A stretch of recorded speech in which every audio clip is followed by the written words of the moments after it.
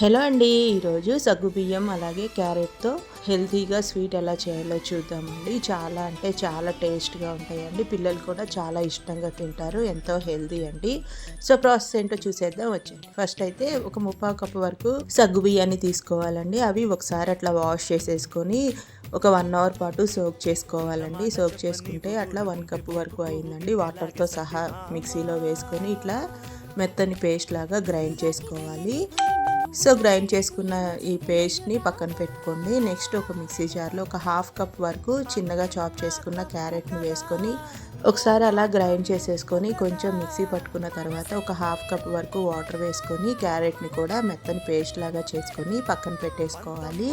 Next ఒక pan తీసుకొని అందులో 2 స్పూన్స్ గీ వేసుకోవాలండి. గీ కొంచెం వేడైన తర్వాత మనం పక్కన పెట్టుకున్న సగ్గుబియ్యం పేస్ట్ ఉంది కదండి, సగ్గుబియ్యం అనేది ఆరే కొద్దీ టైట్ అవుతుంది కదండి, అట్లా టైట్గా అవ్వకుండా కొంచెం వాటర్ వేసుకొని మిక్స్ చేసుకొని ప్యాన్లో యాడ్ చేసేసుకోండి. అది ఉడికే వరకు తిప్పుతూనే ఉండాలండి, లేదంటే అడుగంటిపోతుంది. అట్లా మిక్స్ చేసుకుంటూ దగ్గర పడేంత వరకు కుక్ చేసుకోవాలి.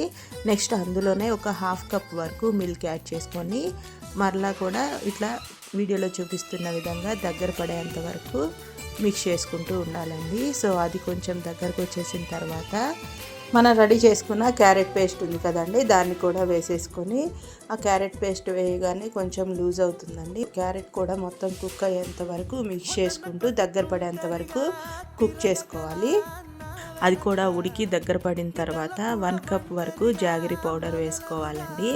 అది కూడా వేసుకొని ఒక 10 to 15 మినిట్స్ పడుతుందండి ఇది ఉడకడానికి. సో ఉడికి దగ్గరకు వచ్చింది అన్న తర్వాత ఇట్లా 2 స్పూన్స్ గీ వేసుకొని కొంచెం ఇలాచీ పౌడర్ వేసుకోవాలండి. సో ఇట్లా ప్యాన్ నుంచి సపరేట్ అవుతున్నప్పుడు తీసేసి గీ రాసిన బౌల్లోకి వేసుకోవాలండి. ఇట్లా ఏదైనా ప్లేట్లో వేసుకొని మీకు నచ్చిన షేప్లో కట్ చేసుకోవచ్చండి.